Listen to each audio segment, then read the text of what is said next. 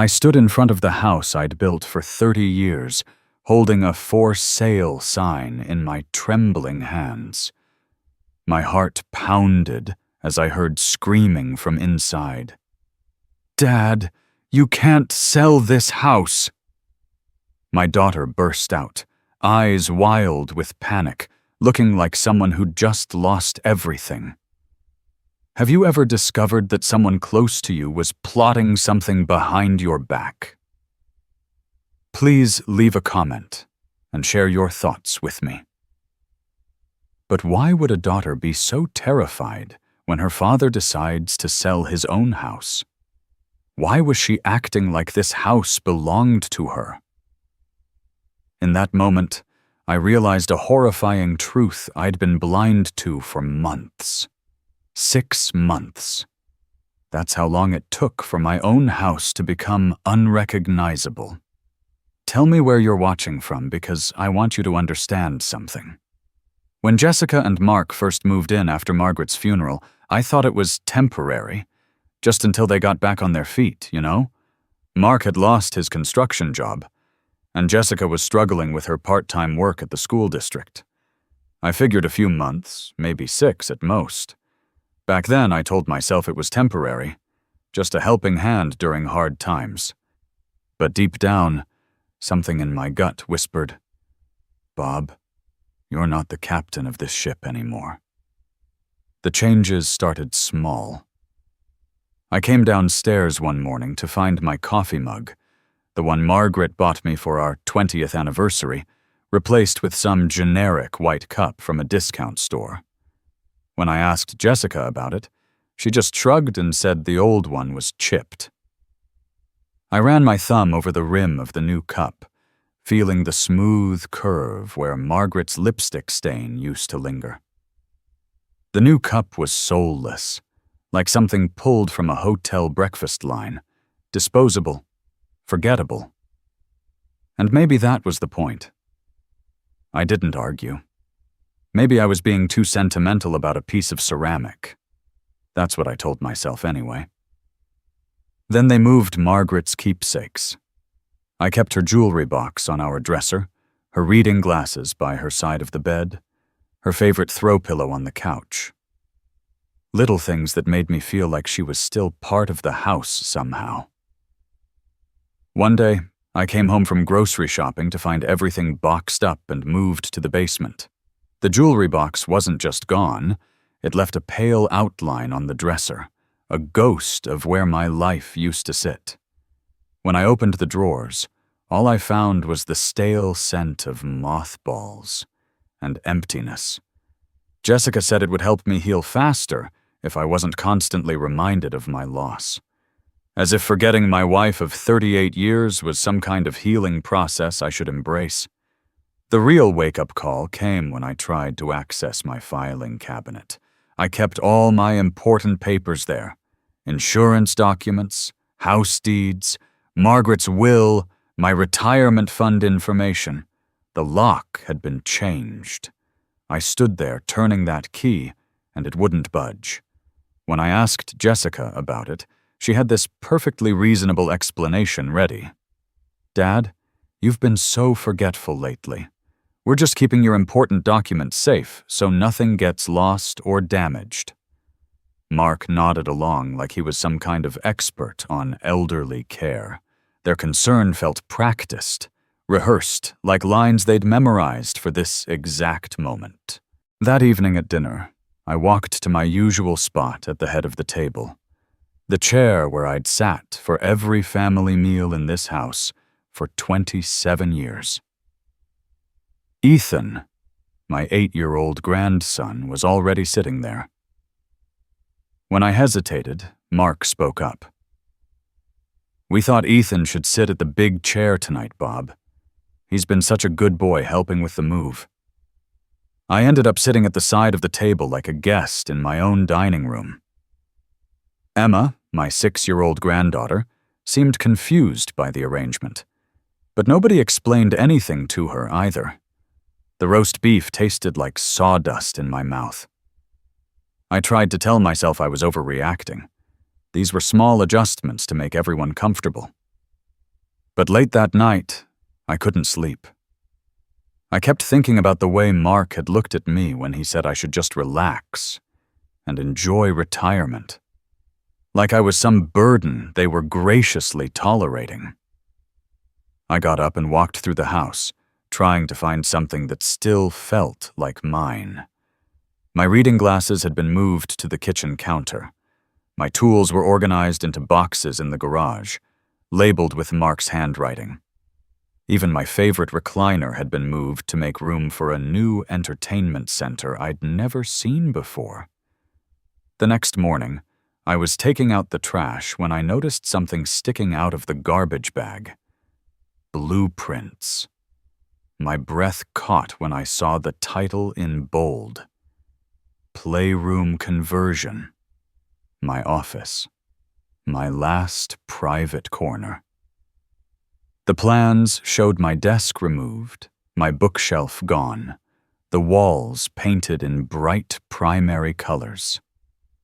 At the bottom of the page were signatures. Jessica Miller and Mark Thompson, both signed and dated. My line, the one for my signature, was blank, erased from the equation. I didn't slam the trash lid shut.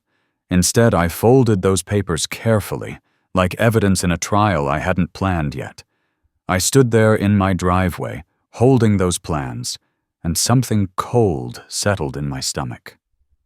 Was this really happening to me, or was I finally losing my mind? The way Jessica and Mark talked to me, always so patient and condescending, made me second-guess my own perceptions. Maybe I was being paranoid. Maybe grief was making me imagine problems that didn't exist. But those blueprints were real. The missing signature line was real. The fact that they'd thrown them away instead of discussing them with me was definitely real. I went back inside and acted like nothing had happened. But something fundamental had shifted. I wasn't just a widower learning to live without his wife anymore. I was a man whose own family was planning his future without him. And that was a very different kind of problem. Lying in the dark that night, I traced cracks in the ceiling and remembered the day Margaret and I painted this room ourselves, laughing as the ladder wobbled. Now the laughter was gone, and so was my voice in this house. Or maybe I'd given it away piece by piece without noticing. But as I slipped those blueprints into my jacket pocket, I knew something for certain. If they wanted this house without me, they'd have to come through me first. The ATM rejection happened on a Tuesday morning at the grocery store. I'd gone to buy ingredients for Margaret's pot roast recipe, thinking maybe a familiar meal would bring some normalcy back to our dinner table. The machine displayed those cold digital words. Transaction declined. Insufficient funds. The machine blinked that cold rejection again, and suddenly the line behind me felt like a jury. There I was, standing behind a young mother with 2 toddlers, feeling like every person in that store was watching me fumble with my wallet. The embarrassment burned in my chest as I told the cashier I'd have to put everything back. She gave me that look. "You know the one, poor old man who can't manage his own finances anymore." I left the store empty-handed and called Jessica from the parking lot, my hands actually shaking as I dialed. Her voice was syrupy sweet, the kind you use on toddlers or nervous pets. "Dad, you've been so forgetful lately. You've been making some unusual purchases, and we found some of your bills were getting paid twice. We're managing your finances now to keep your money safe. It's really for the best. Like safety was a leash they could tighten at will." She spoke to me like I was a child who'd been caught playing with matches. When I asked to see my bank statements, she promised to show me later, but later never seemed to come. That's when I realized I'd become the house sitter in my own home. Jessica would leave me lists of chores: water the plants, collect the mail, keep an eye on things while they went out for family dinners I wasn't invited to. When I tried to join conversations about replacing the kitchen appliances or painting the living room, I got dismissed with phrases like, "Don't worry about it, Dad," or "We've got it handled." Like my opinion about my own house was some kind of unnecessary complication they didn't want to deal with.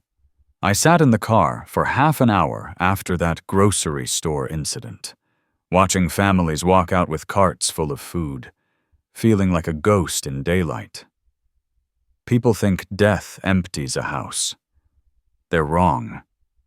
Betrayal does. The breaking point came on a Thursday night. I'd gone downstairs to get a glass of water and heard Jessica on the phone in the kitchen.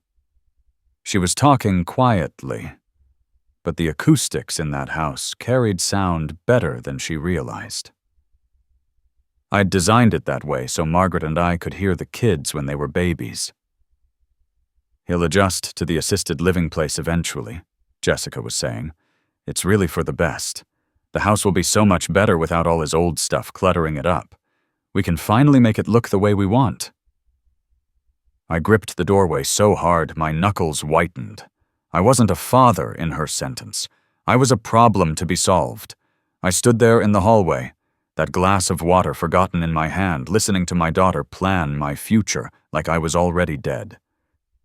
She talked about which assisted living facilities had the best ratings, how much they could get for the house in the current market, and whether they should keep any of my furniture or just donate it all. The casual way she discussed erasing my entire life made my chest feel tight. This wasn't a daughter worried about her aging father. This was someone eager to get rid of an inconvenience. I walked outside barefoot into the freezing night air, the shock biting my skin.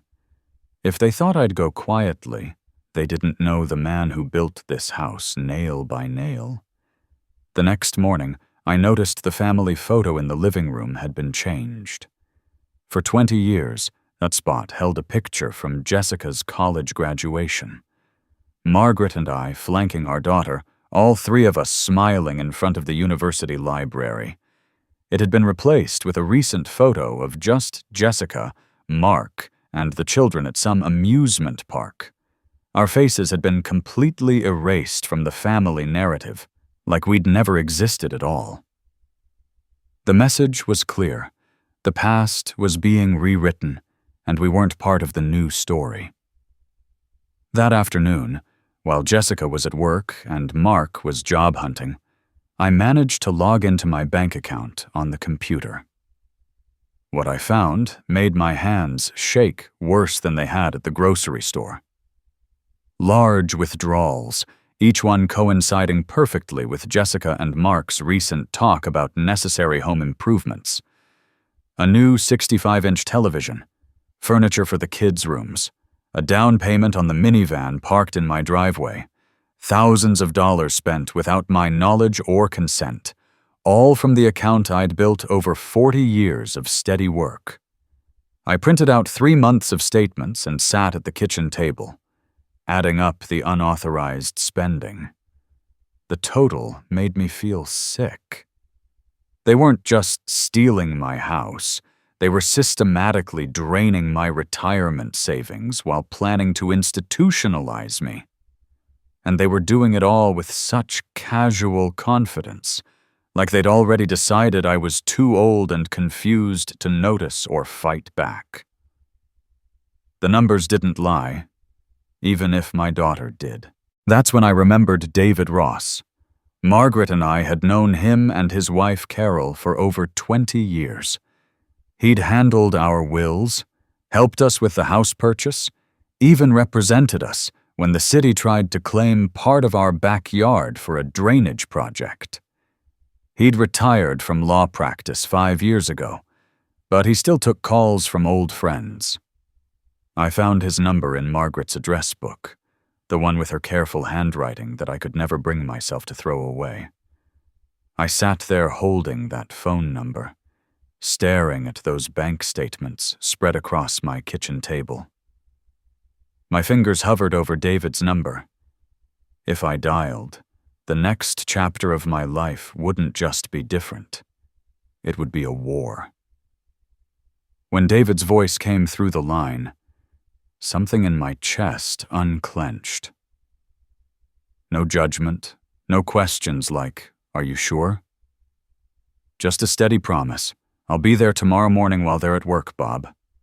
We'll figure this out together." His voice was exactly what I needed to hear. Steady, familiar, and completely without the patronizing tone I'd grown used to from my own family. When I explained I needed advice about a family situation, he didn't ask probing questions or suggest I might be overreacting. He just said he'd come over and help me sort through whatever was happening. The next day, David sat at my kitchen table drinking coffee from one of Margaret's good china cups. I'd kept those hidden in the back of the cabinet, afraid Jessica would decide they were too fancy for everyday use and pack them away with everything else. As I spread out the bank statements and told him about the locked filing cabinet, about overhearing the assisted living conversation, about being treated like an unwelcome guest in my own home, his expression grew more serious with each detail. My thumb hesitated on the envelope containing the worst evidence, part of me wanting to hide the ugliest truths, like if I spoke them aloud, they'd become permanent scars. David listened without interrupting, occasionally making notes on a legal pad he'd brought. When I finished talking, he leaned back in his chair and studied me carefully. "Bob, this isn't normal family caregiving. This is financial abuse and potentially fraudulent activity. The unauthorized access to your accounts alone could result in criminal charges. But before we go that route, let's see what documentation you still have access to." His words hit me like cold water. Criminal charges. Against my own daughter. The weight of that possibility settled over the kitchen like a storm cloud. That's when I remembered Margaret's jewelry box. After they'd moved all her things to the basement, I'd rescued the jewelry box and hidden it in our bedroom closet. I couldn't bear the thought of her wedding ring sitting in some cardboard box next to Christmas decorations and old photo albums. Inside the jewelry box, beneath her grandmother's pearl necklace, I found a sealed envelope marked "For Bob," important legal documents in Margaret's careful handwriting. I remembered teasing her that day at the lawyer's office. "You planning for the apocalypse, Maggie?" She'd smiled that quiet smile and said, "Just planning for life." Turns out she'd been right about which one came first. My hands were shaking as I opened it. Inside was a copy of Margaret's supplementary will, with a handwritten notepaper clipped to the front. Her handwriting curved across the page like a hand reaching through time. "I love you. Don't let anyone take what's yours. Bob, I've added a special protection clause to our house ownership. This house cannot be sold, transferred, or significantly modified without your written consent, regardless of any other documentation. I learned about this after reading a story about elderly people losing their homes to manipulative family members. My throat burned as I read it twice. Then a third time, because this wasn't just love. It was strategy. David examined the document with the careful attention of someone who'd spent 40 years reading legal contracts. His face broke into the first smile I'd seen from anyone in months. "Bob, your wife was incredibly smart. This clause is legally binding and was properly notarized and filed with the county. They can't do anything to this house without your signature.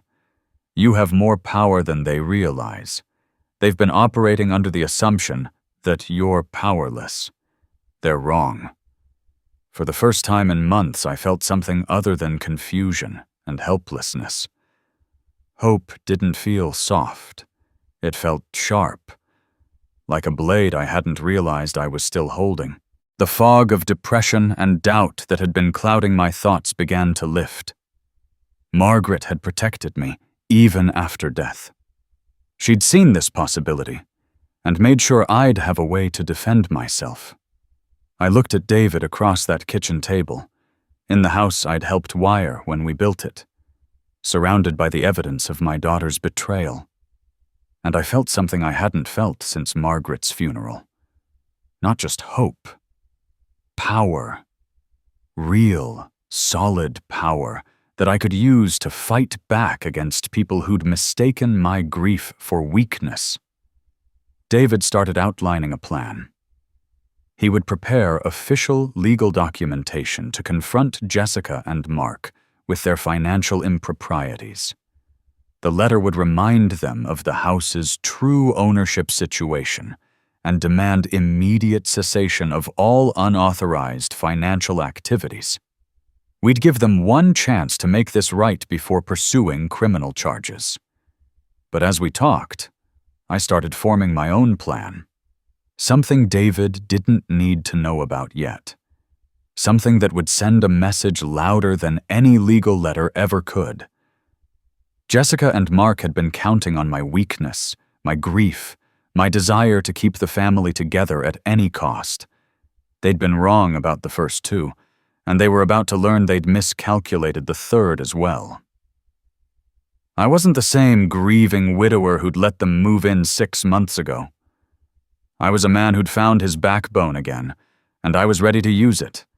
The quiet old man they'd been patronizing and stealing from was about to remind them that still waters run deep. As David gathered his papers and prepared to leave, he turned to me with a serious expression. "Bob, I want you to understand something. Once we start this process, there's no going back to the way things were. Your relationship with Jessica and Mark will be permanently changed. Are you prepared for that?" I thought about the assisted living brochures hidden in Jessica's room, about my signature missing from the renovation plans, about being treated like a confused old man who couldn't manage his own life. The way things were wasn't worth preserving. "I'm not the same person I was 6 months ago, David," I said. "Grief changes you, but being betrayed by your own family changes you more. They made this choice when they decided to steal from me and plan my imprisonment. Now I have to live with their choice and make some choices of my own." David shook my hand and promised to have the legal papers ready within 48 hours. After he left, I sat in my kitchen and really looked around. At the new appliances bought with my money without my permission.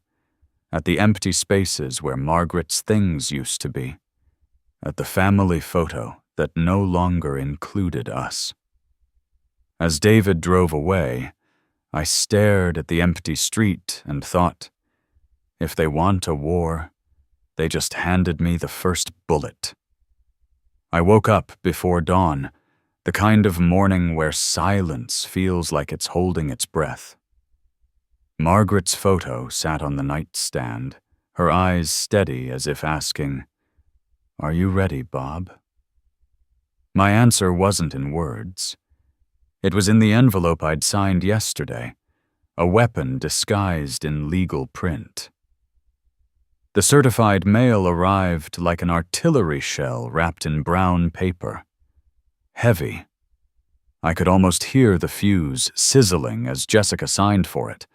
From my recliner, I watched her sign for it with the same careless flick she'd use for a magazine subscription. If only she knew what bomb she was carrying back into the house. I watched from the living room window as the postal worker handed Jessica the thick envelope, requiring her signature. She signed for it with a casual smile, probably thinking it was related to Mark's job applications or the kids' school enrollment. I almost felt sorry for her. Almost. The anticipation was almost delicious, watching her walk back toward the house with no idea what bomb she was carrying. 20 minutes later, Jessica was standing in my bedroom doorway, tears streaming down her face, holding David's legal notice. Her mascara streaked down her cheeks, dark rivers on a face trained to weaponize innocence. "Dad, please, we only did this to help you," she sobbed, voice breaking like glass underfoot. The word us hung there like a rope I was supposed to grab, but I'd learned what that rope was tied to, a noose. Her voice had that wounded quality that used to make me cave to her demands when she was a teenager. But I wasn't the same grieving widower who'd let her move in 6 months ago. For half a second, I almost believed her tears. Almost. Then I remembered the way her voice softened when she said assisted living on that phone call. There was no softness in that sentence, only strategy. Mark's reaction was different, more direct, more threatening. He came into the living room 20 minutes after Jessica, waving the legal papers like they were personally offensive to him. Mark leaned in so close I could smell the stale coffee on his breath.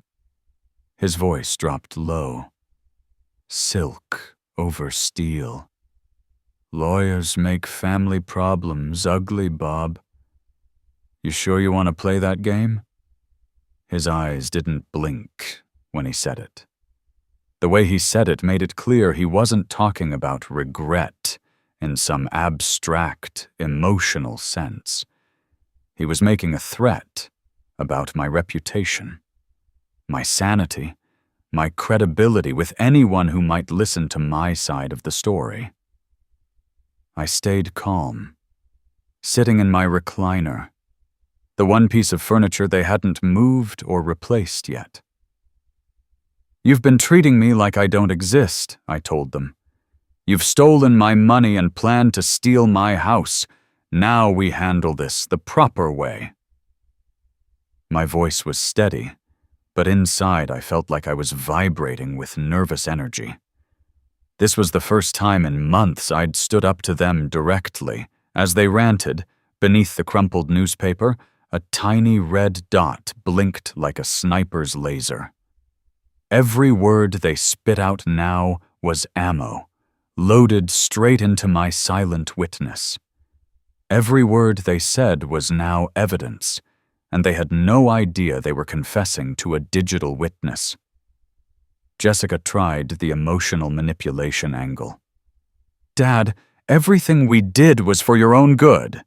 You weren't eating properly. You seemed so confused after Mom died, and we were worried about you living alone in this big house. We were only trying to help." The tears were real, but so was the calculation behind them. She'd learned early in life that crying could get her out of trouble, and she was hoping it would work on her old man one more time. But I'd grown immune to her performance. "Help me?" I said. "You've been planning to put me in a nursing home and take over my house." "That's not help, Jessica. That's theft." The word hung in the air between us like a slap. Mark stepped forward, his face flushed with anger, but his voice stayed controlled. "Sometimes older people get confused about what's real and what isn't, Bob. Maybe it's time doctors evaluated your mental capacity. We might have no choice but to prove you can't make good decisions anymore." Jessica nodded along, her tears magically stopping. "We might have to have you declared incompetent for your own protection, Dad." There it was. The nuclear option. The threat I'd been expecting since David's letter arrived. They were going to try to have me declared mentally unfit so they could take legal control of my life and assets. But instead of the fear they were expecting, I felt calm. Cold, calculating calm. They'd just revealed their final strategy, and it was based on the same miscalculation they'd been making for months. They still thought I was a confused old man who could be bullied and manipulated. They were about to learn otherwise. I stood up from my recliner slowly, letting the silence stretch until both of them were shifting uncomfortably. Then I looked Jessica straight in the eyes and said, "All communication goes through my lawyer now. I won't discuss this with you anymore." The authority in my voice surprised even me. Jessica started to protest, but I held up my hand. "You want to question my mental capacity? Go ahead and try. David Ross has 40 years of legal experience, and he's documented everything you've done. Unauthorized access to my bank accounts, theft of my financial information, planning major home renovations without my consent, researching assisted living facilities behind my back. A mental competency evaluation works both ways, Jessica. It would also reveal why you thought you could get away with elder abuse." Mark's face went through several color changes as he processed what I'd just said. He hadn't considered that a competency evaluation might expose their own behavior to scrutiny. I walked to the front door and held it open. "You have 48 hours to return all access to my financial accounts and provide a complete accounting of every penny you've spent without my permission. After that, we let the lawyers handle everything." Jessica started to say something, but I cut her off. "This conversation is over." After they left, probably to huddle somewhere and plan their next move, I allowed myself a moment of satisfaction. For months they'd held all the cards. They controlled my money, my house, my daily routine. They'd isolated me from friends, dismissed my concerns, and planned my future without my input. But Margaret's foresight had shifted the balance of power, and David's legal expertise had given me the tools to fight back. I spent the rest of that day thinking about what would come next. Jessica and Mark weren't going to give up easily. They'd invested too much time and money into their plan to just walk away because of a lawyer's letter. I walked through the house, making mental notes, pausing at the empty dresser where Margaret's jewelry once sat. I touched the dust outline where her box had been and whispered, "I'll make this right, Maggie."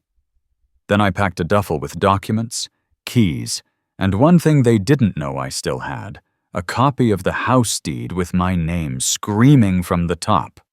When the door slammed, the house didn't feel empty. It felt like a battlefield after the first shot. I opened my laptop, fingers steady, and typed 2 words this time. Phase 2. War had officially begun. They broke in with smiles sharp as glass on Sunday morning, Mark dealing signature lines like a blackjack spread. They came prepared for war with a briefcase full of official-looking documents, the kind with multiple signature lines and legal language designed to intimidate people who don't read the fine print carefully.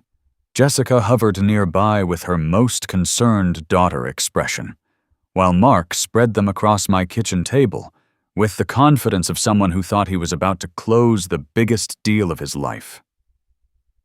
"You know, I've shared stories like this for years on life's hard lessons, but I never imagined I'd be living through one myself." "Bob," Mark said, using that artificially patient tone reserved for difficult elderly relatives, "we've talked to some legal experts of our own. These documents will streamline everything and make sure you're properly protected. Just routine financial organization to make sure everything's in order."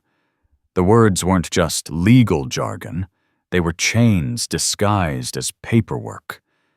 He pointed to signature lines highlighted in yellow, making it seem simple and necessary, like signing for a package delivery instead of signing away my entire life. But I'd learned to read contracts during 40 years in the electrical trade.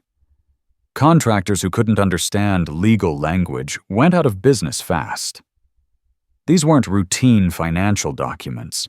They were power of attorney papers that would give Jessica and Mark complete control over my assets and medical decisions. Hidden in the legal terminology was language that would transfer house ownership and give them authority to place me in whatever care facility they deemed appropriate.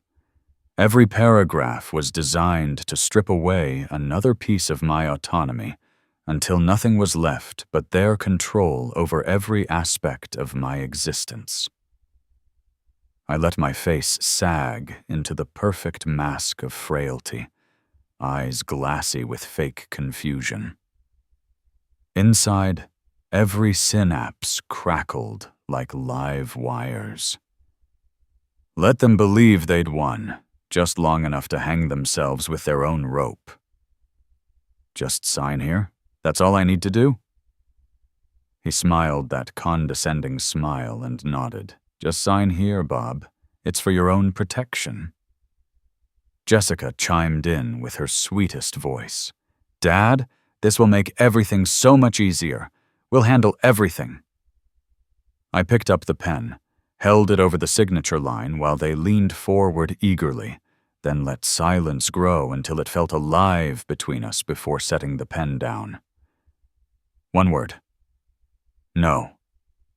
It didn't sound like a whisper. It detonated. The syllable hit the room like a grenade, blowing their confidence into jagged shards of silence. You want me to sign away my house and my rights? I continued. You want legal authority to put me wherever you think is convenient? Never. Mark's smile faltered, and he started gathering up the papers with sharp, angry movements. He'd prepared for confusion, maybe some questions about specific clauses. He hadn't prepared for flat refusal from the old man he'd been systematically undermining for months. The mask of patient concern was slipping, revealing something uglier underneath. That's when he pulled out his final weapon. A business card for a psychiatrist named Dr. Williams.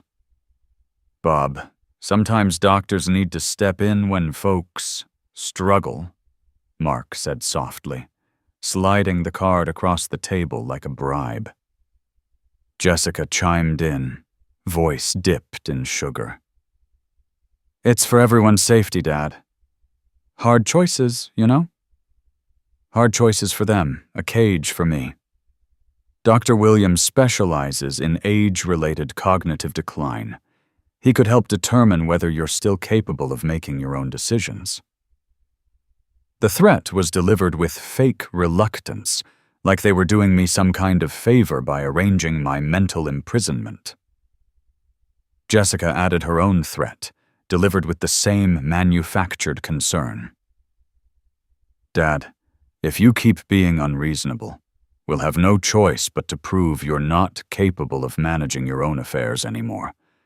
It would be such a shame to have to go that route, but sometimes families have to make hard decisions for everyone's safety. I looked at that business card, at these two people who'd moved into my house under the pretense of helping me, who'd stolen my money and planned my imprisonment, and I made a decision that would change everything. For 24 hours, I became a ghost in my own house, giving them nothing but silence while they searched my face for surrender. Jessica and Mark interpreted my silence as surrender. They thought they'd finally broken my spirit, that the threat of psychiatric evaluation had reduced me to the confused, compliant, elderly man they needed me to be. I heard them whispering about how I'd come around once I realized resistance was futile. Mark even started making phone calls about scheduling the competency evaluation, confident that victory was within reach. But while they were celebrating their apparent success, I was making calls of my own to David and a real estate agent I'd known for 15 years. By Monday morning, I had everything in place. The nuclear option that would end this war decisively and permanently. As Jessica and Mark slept late, confident they'd finally defeated the stubborn old man, I was making one final preparation that would shock everyone. The metal stake punched into the frozen earth with a crack that sounded like a gunshot in no man's land. Red for sale.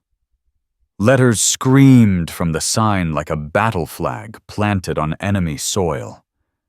Jessica stumbled out barefoot, and every neighbor within earshot turned to watch the empire she'd built collapse. Mrs. Patterson froze mid-sprinkle with her watering can, eyes wide. The Peterson kids stopped their bikes. Even the mailman slowed down, phone in hand. "Dad, what are you doing? You can't sell this house!" Her voice was shrill with panic, loud enough to wake half the street. Mark came running outside, still in his pajamas, trying to pull down the sign while I calmly stopped him with a firm grip on his wrist. "Don't touch that," I said, speaking for the first time in 24 hours. "This is my house, and I can sell it whenever I want." My voice carried clearly across the yard, ensuring that every neighbor within hearing distance understood exactly what was happening. By the time Mark lunged for the sign, 3 cameras were rolling. As phones tilted and shutters clicked, I thought, let them film. Let the world witness the day the quiet old man burned their empire to the ground. The house vanished from the market within 24 hours, thanks to my reputation as a skilled electrician and the quality work I'd put into it over 27 years. My reputation as a skilled electrician and the quality of work I'd put into that house over 27 years made it highly desirable.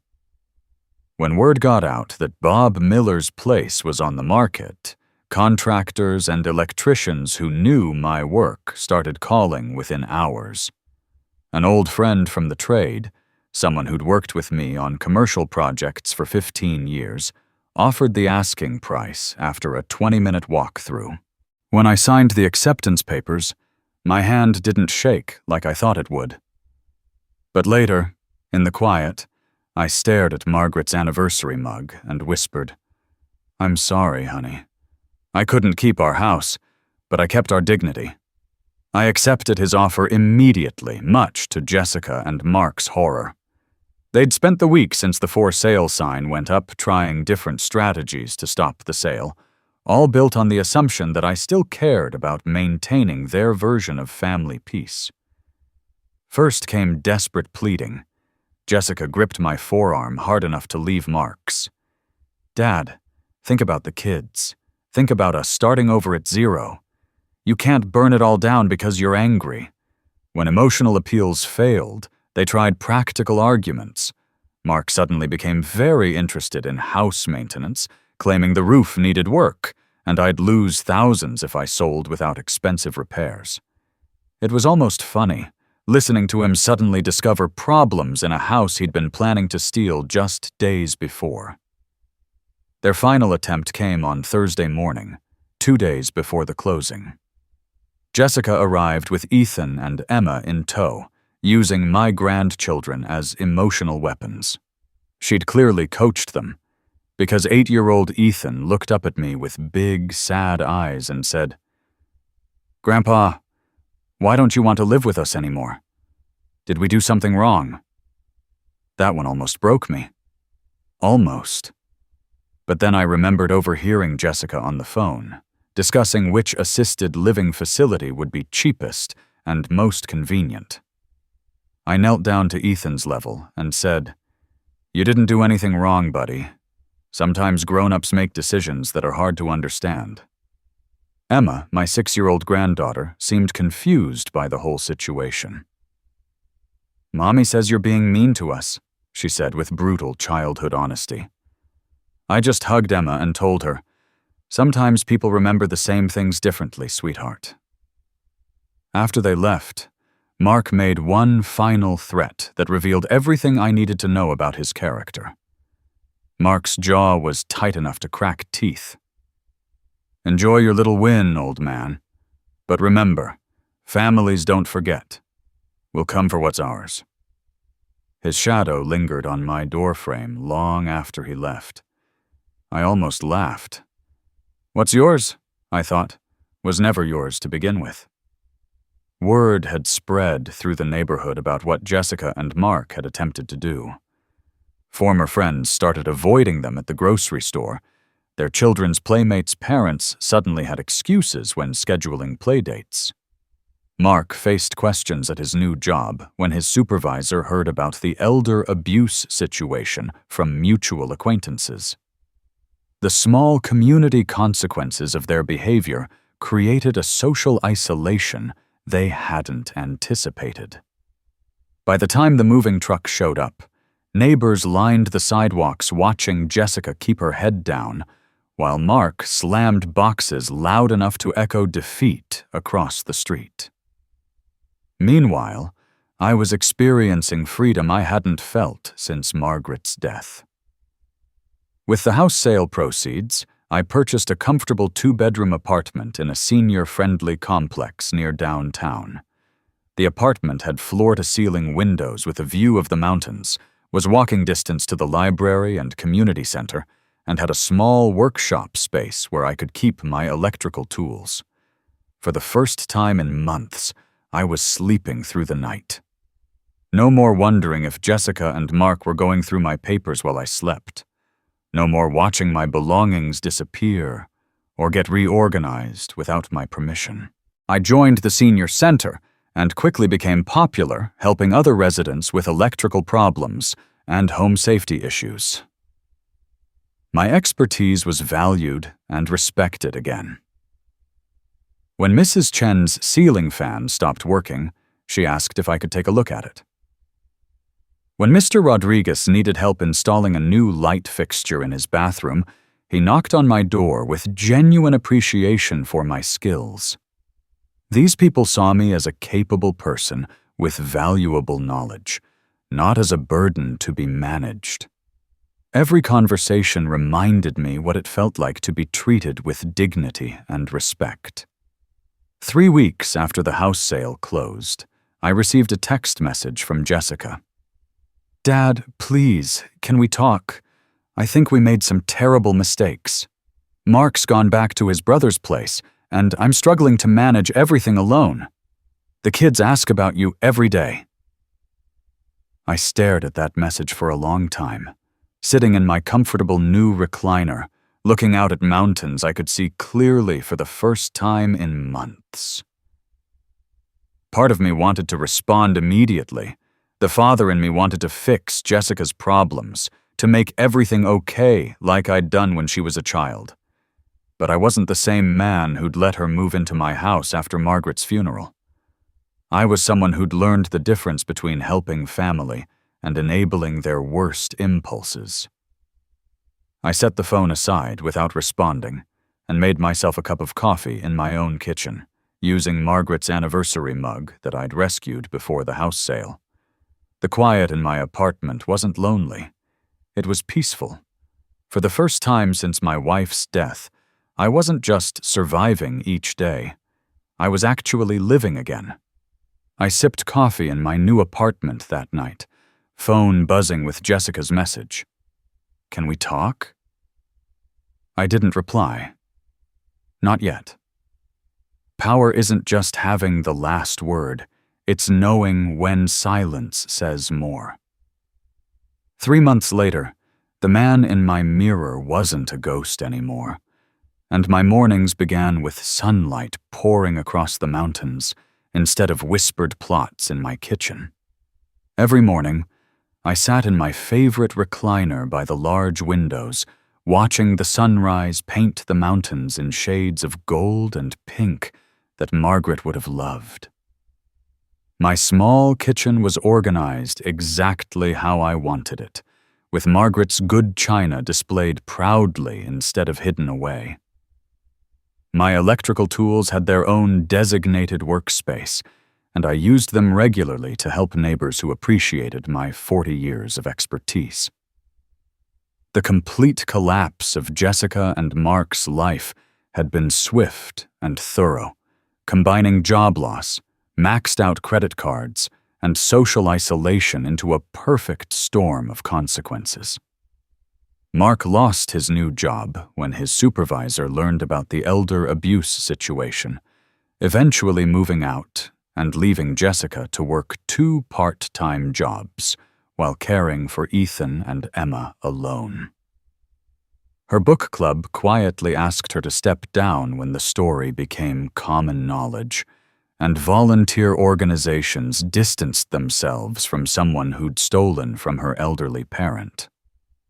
Most heartbreaking of all, Ethan and Emma constantly asked about Grandpa Bob, not understanding why they couldn't live with him anymore, or why Daddy had moved away.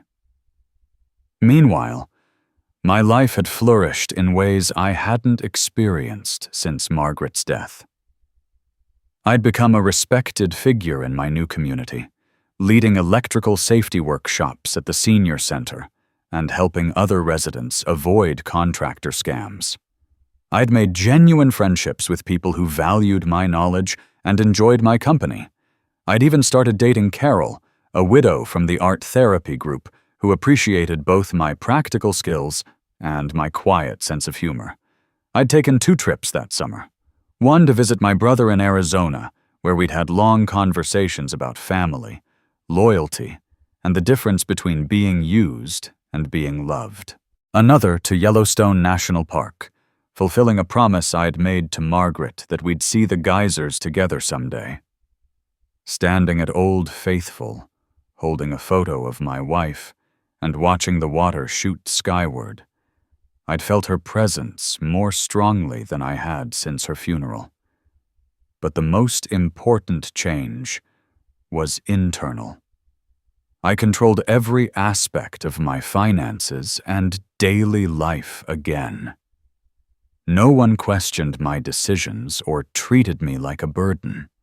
No one moved my belongings or made plans for my future without asking. I was living as an autonomous adult again, and the relief was profound. The confrontation I'd been expecting finally came on a cold Tuesday evening in late October. I heard a soft knock at my apartment door and found Jessica standing in the hallway, looking exhausted with dark circles under her eyes and the weight of someone who'd finally understood the magnitude of what she'd lost through her own choices. "I wrecked everything, Dad," Jessica said, her voice shredded by guilt. "I traded trust for control. I thought I was saving us, but I was just selfish." The words spilled like glass shards, cutting both of us as they fell. I studied my daughter's face, seeing genuine desperation and what might have been real remorse for the first time since this ordeal began. "You're still my daughter," I said. "But trust isn't coming back. You'll never live under my roof again. Not ever." Her shoulders collapsed under the weight of that truth. Sometimes the quiet ones hold all the cards, and when we finally play them, the whole game changes. If this story moved you or reminded you of your own family struggles, hit that like button and let me know in the comments below. And hey, if you want to support more stories like this, there's a little thanks button under the video that really helps keep these tales coming. Until our paths cross again, remember that your story matters too.